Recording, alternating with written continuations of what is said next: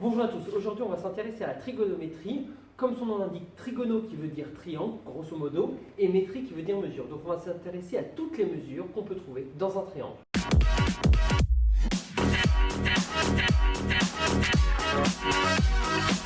Maintenant qu'on va s'intéresser aux mesures dans un triangle, on va regarder un triangle en particulier, le triangle rectangle.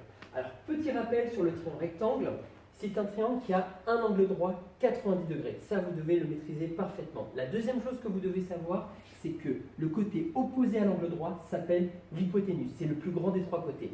Même si je sais qu'il y en a certains qui sont en première et terminale qui pensent qu'on peut écrire l'hypoténuse dans n'importe quel triangle du moment qu'on a le plus grand des trois côtés. Alors ça, c'est le meilleur moyen pour tenter un prof de... J'essaie de rester calme comme je fais du free fight yoga, donc j'essaie d'être le plus calme pour leur expliquer ça, mais vous devez absolument savoir que l'hypoténuse, on l'écrit que si on est dans un triangle rectangle. Maintenant qu'on a les bases sur le triangle rectangle, à savoir l'hypoténuse et l'angle droit, il faut connaître aussi le nom qu'on peut donner à chacun des deux autres côtés. Mais là, il y a une petite spécificité, tout dépend si on est en C ou en B. Si on est en C, regardez bien, on va appeler ça directement le côté qui touche C, on va appeler ça le côté adjacent. Et le côté opposé, on va bien l'appeler le côté opposé à l'angle C. Si je me place maintenant en B, regardez bien, en B, quel est le côté qui touche B? C'est BA et on va l'appeler le côté adjacent. Je vous rappelle qu'adjacent veut dire à côté de. Le côté qui est à côté de B, c'est bien BA. Et quel est le côté qui était opposé à B? C'est le côté CA, c'est pour ça que je l'appelle côté opposé. Et c'est important de savoir si je me place en B ou en C, parce que si je ne sais pas si je me place en B ou en C, regardez bien, ça n'a plus de sens. Je ne sais plus où est le côté adjacent, où est le côté opposé. Donc c'est pour ça que c'est très important de savoir si on est en C ou en B pour pouvoir savoir où est le côté adjacent et où est le côté opposé. Maintenant qu'on maîtrise parfaitement le vocabulaire, c'est-à-dire côté adjacent, hypoténuse et opposé, maintenant on va pouvoir s'intéresser aux cosinus, sinus et tangentes qui sont trois machines. Pourquoi je dis des machines? Puisque ce sont des machines qui transforment un angle en une valeur numérique. Plus concrètement, si je prends le cosinus, qui est égal au côté adjacent sur l'hypoténuse, qu'est-ce que ça veut dire? Si je donne un angle au cosinus, il va me le transformer en une valeur numérique, mais pas n'importe quelle valeur numérique. Dans un triangle rectangle, cette valeur numérique, c'est le rapport entre le côté adjacent sur l'hypoténuse. Je vais vous donner un exemple. Regardez bien. Si je prends, on va y arriver, qu'est-ce que je viens de dire? Rappel, cosinus d'un angle, on a dit c'est le côté adjacent sur l'hypoténuse. Je prends un triangle rectangle, je prends un angle, là c'est mon côté adjacent, et là c'est l'hypoténuse. Si je prends ici 10 et ici 20, je fais un deuxième triangle rectangle, j'ai mon angle, côté adjacent, hypoténuse, je prends 5 et 10 par exemple, je prends un troisième triangle rectangle, cet angle-là, côté adjacent et hypoténuse, je prends 6 et 12, regardez bien, 10 sur 20, c'est égal à 0,5. 5 sur 10 est égal à 0,5. 6 sur 12 est égal à 0,5. Donc, je peux vous assurer que cet angle-là et cet angle-là sont identiques. Et on verra par la suite, sans jeu de mots, que là, on va avoir 60 degrés, que là, on va aussi obtenir 60 degrés et qu'on va obtenir 60 degrés. Ça veut dire quoi concrètement? Si je calcule cosinus de 60 degrés, je vais tomber sur 0,5 qui est le rapport entre le côté adjacent et l'hypoténuse. On revient maintenant à mes trois formules. Cosinus, sinus et tangente. Donc c'est vrai, on a toujours du mal à savoir où je place l'adjacent, l'hypoténuse et l'opposé. Donc je pense qu'il y a beaucoup de profs qui vous ont appris sous forme de SOHCAHTOA. SOHCAHTOA, donc c'est-à-dire que le sinus c'est égal à opposé sur hypoténuse, cosinus c'est égal à adjacent sur hypoténuse, et tangente c'est égal à opposé sur adjacent. Donc c'est vrai qu'il y a beaucoup de choses qui peuvent être déduites des mathématiques, mais il y a des choses aussi à apprendre. Et donc là, même si on est très intuitif, il faut maîtriser que cosinus c'est adjacent sur hypoténuse, sinus c'est opposé sur hypoténuse, et tangente c'est opposé sur adjacent. Avant de pouvoir attaquer un exercice d'application, il est important de faire un petit rappel sur le produit en croix. A est égal à B sur C, ce qui va représenter soit A, le cosinus, sinus ou tangente, et B sur C, le côté adjacent sur l'hypoténuse, et ainsi de suite. Donc quelquefois on va devoir déterminer le A, le B ou le C. Et c'est pour ça que c'est important d'avoir toujours en tête par exemple que, je ne sais pas, 3, je vais y arriver, 3 est égal à 6 divisé par 2. Pourquoi? Si je cherche A, bon, bah, si j'ai B et C, bah, on est bien d'accord que j'ai juste à faire B divisé par C et j'obtiens A. Si par exemple j'ai besoin de B, c'est-à-dire de 6, il me faut faire quoi? 3 fois 2. Donc c'est-à-dire je dois faire A fois C pour obtenir B. Là, c'est pour obtenir A. Et pour obtenir C, pour avoir 2, il faut quoi? Il faut que je fasse 6 divisé par 3. Donc c'est-à-dire que je vais faire B divisé par A qui est égal à C. Donc j'espère que c'est un moyen mémotechnique qui vous permettra de pouvoir déterminer le A, le B et le C. On part maintenant sur des applications avec un premier exercice, calculer un côté du triangle rectangle. Donc on a un triangle rectangle, on a différentes informations, on a l'angle en A qui est égal à 60 degrés et on a l'hypoténuse, je vous rappelle l'hypoténuse toujours le côté opposé à l'angle droit qui est égal à 40 cm. Et je cherche à déterminer la longueur AB et la longueur BC. On va commencer déjà par la longueur AB et même avant de commencer par la longueur AB, il faut toujours avant de se jeter sur un exercice se dire est-ce que j'ai exploité toutes les informations? Et là, regardez, j'ai 60 degrés, j'ai 40 cm et je sais que j'ai un angle droit. Est-ce que je ne peux pas trouver peut-être d'autres informations qui sont non pas cachées mais qu'on peut vous demander de déterminer? Par exemple, là, je sais que la somme des angles d'un triangle est égale à 180 degrés. Donc là, j'ai 60 degrés et j'ai 90 degrés. On sait que ça fait 150 degrés. Pour arriver à 180, on sait que là, ça va me faire 30 degrés. Bon, c'est pas mal, ça peut toujours nous servir et ça nous permettra aussi d'avoir toutes les informations possibles et disponibles pour qu'on puisse utiliser nos formules. En parlant de formules, on sait qu'on a 3 formules en trigonométrie qui nous permettent d'avoir une relation entre les angles et les longueurs. On a le cosinus, on a le sinus et on a la tangente. Bon, c'est vrai que là, on peut hésiter, se dire on peut prendre le A ou le C, puisque là, de toute façon, on a les mesures qui sont déjà données, des angles. On va prendre A par exemple. Je sais que cosinus A, c'est quoi? C'est côté adjacent sur hypoténuse. Donc l'angle A, c'est quoi le côté adjacent? Le côté qui est à côté de l'angle A, c'est AB. Sur l'hypoténuse, on a dit que c'était AC. Sinus de A, sinus de A, c'est le côté opposé sur l'hypoténuse. Donc sinus de A, le côté opposé c'est BC par rapport à l'angle A, et l'hypoténuse, on sait que c'est AC. Maintenant, tangente. On sait que tangente en A, c'est toujours côté opposé sur côté adjacent. Donc, côté opposé, on sait que c'est BC, et sur le côté adjacent, c'est AB. Maintenant qu'on a ça, on va choisir laquelle des 3 formules va être le plus utile pour déterminer AB. Déjà, pour avoir AB, il faut bien que dans la formule, il y ait du AB, ce qui n'est pas du tout le cas pour sinus A. Donc déjà ça, je le mets entre parenthèses, puisqu'il ne m'intéresse pas, puisque je n'ai pas du tout du AB. Là, j'ai tangente et j'ai cosinus qui contiennent à chaque fois AB. Je vais partir avec l'une des deux pour être sûr, pour savoir si je peux arriver, et sinon par élimination, on pourra tout de suite voir qu'il n'y en aura qu'une seule des 3 qui va fonctionner. On y va avec tangente. Tangente de A, c'est quoi? C'est tangente de 60 degrés, qui est égale à BC, que je ne connais pas, sur AB. Là, sur mes 3 informations, j'en connais qu'une seule. Donc pour déterminer AB, j'avais aussi besoin de l'information BC, que je n'ai pas. Donc on est bien d'accord que, aussi, cette formule-là ne va pas pouvoir me donner la longueur AB. Donc on part maintenant, on sait que par élimination ou par déduction, on voit tout de suite que cosinus A est égal à AB sur AC, ce sera la formule qui va nous permettre de déterminer la longueur AB. Donc on y va. Bien sûr, il faut toujours aussi de la rédaction. Donc on dit dans le triangle rectangle ABC, cosinus de l'angle en A est égal à AB sur AC. Cosinus de A, c'est quoi? On sait que c'est cosinus de 60 degrés, c'est donné dans l'énoncé, qui est égal à AB que je ne connais pas, sur AC qui est égal à 40.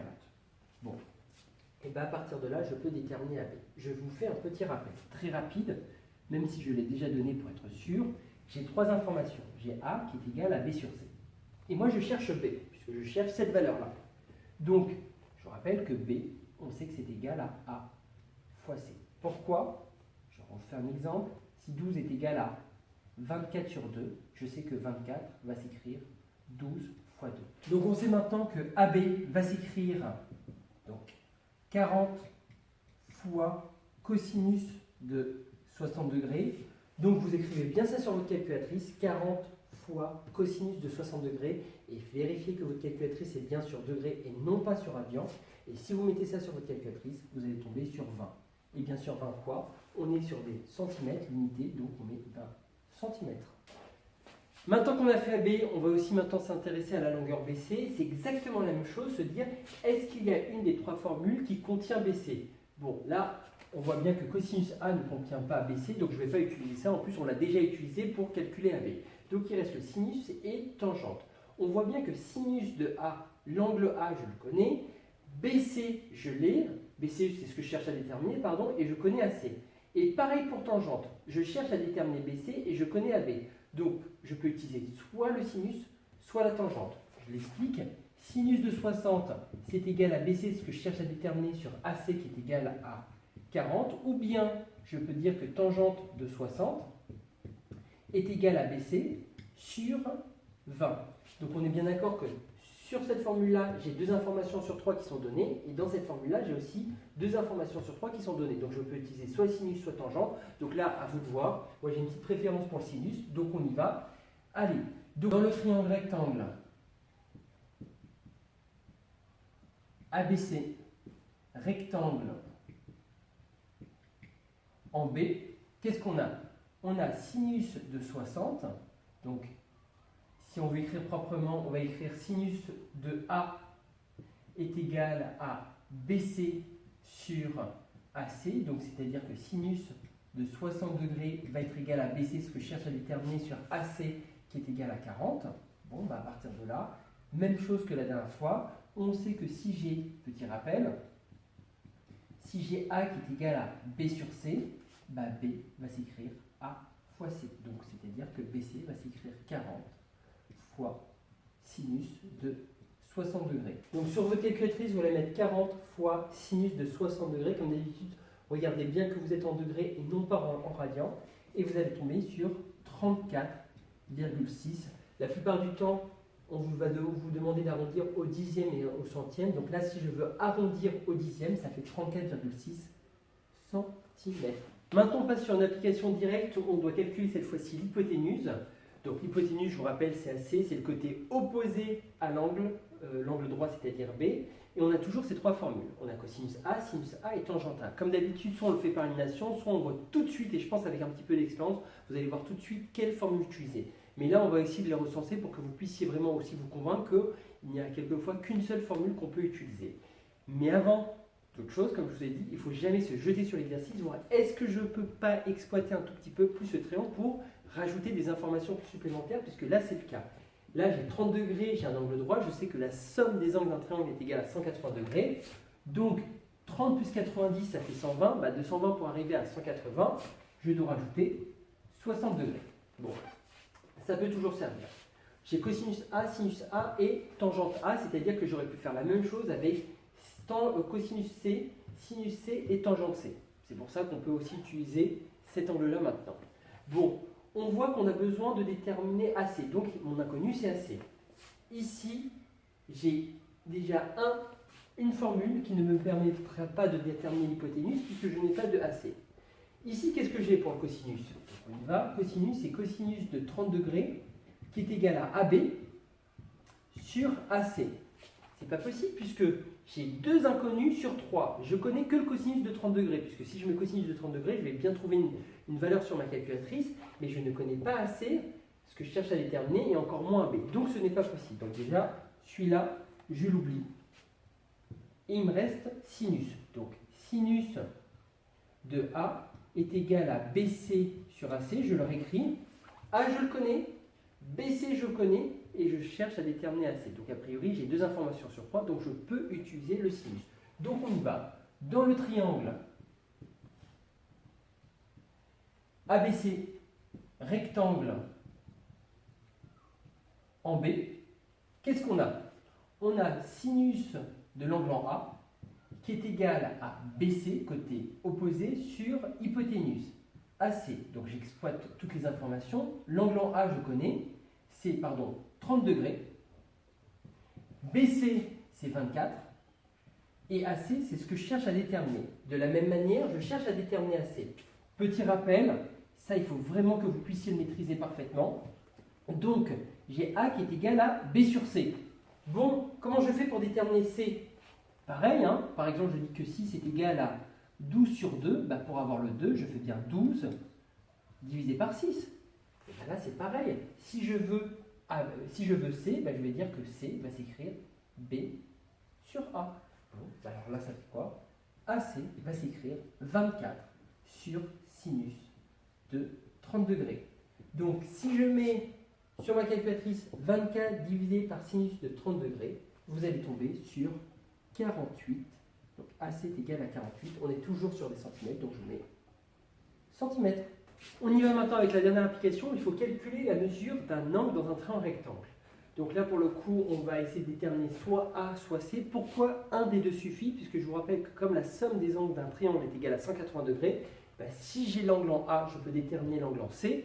Et si j'ai l'angle en C, a priori, je peux aussi déterminer l'angle en A. Donc on y va sur un des deux. Donc on part toujours sur A pour que vous puissiez toujours avoir une référence et que vous puissiez un petit peu vous repérer par rapport à ce qu'on a fait précédemment. Et on y va. Donc j'ai toujours mes trois formules. Je sais qu'il y a toujours une relation entre les mesures des angles et les longueurs. Là, j'ai deux longueurs. J'ai les deux côtés et je n'ai pas l'hypoténuse. Donc déjà, vous devez deviner quelle formule utiliser, mais aussi on va essayer d'éliminer celles qui ne correspondent pas pour arriver bien sûr à celle qui nous arrange et qui nous permettra de déterminer bien sûr l'angle en A. Donc on y va. Alors, cosinus de A, j'ai besoin de AB et de AC. Est-ce que j'ai AB? C'est parfait, mais je n'ai pas AC. Donc a priori, je ne peux pas utiliser cette formule-là. Sinus de A, j'ai BC, parfait, mais je n'ai pas AC. Donc je ne peux pas utiliser cette formule-là. A priori, ça sera la dernière qui va nous arranger, c'est-à-dire tangente de A va être égale à BC sur AB. Donc, je cherche A, je connais BC, je connais AB, donc a priori, c'est bien cette formule-là que je vais utiliser. Dans le triangle ABC, rectangle en B, tangente de l'angle en A, est égale côté opposé sur adjacent, c'est-à-dire BC sur AB. Donc on a dit que BC est égal à 7 sur 14. Et là, je cherche l'angle en A. Donc votre calculatrice permet, alors on a une manipulation, c'est ce qu'on appelle tangente moins 1, ce qui va permettre d'utiliser le rapport 7 sur 14 et dire dans un triangle rectangle, 7 sur 14, c'est égal à tel angle. Donc vous allez sur votre calculatrice, vous allez écrire tangente moins 1. Donc normalement, tangente moins 1 est juste au-dessus de tangente, comme sinus moins 1 au-dessus de sinus et cosinus moins 1 au-dessus de cosinus moins 1. Donc vous allez écrire tangente moins 1 dans notre calque, parenthèse 7 sur 14. Vous fermez la parenthèse, vous aussi vous vérifiez que c'est bien des degrés et non pas des radians pour avoir un résultat en degrés. Et normalement, vous allez tomber sur 26,56 degrés.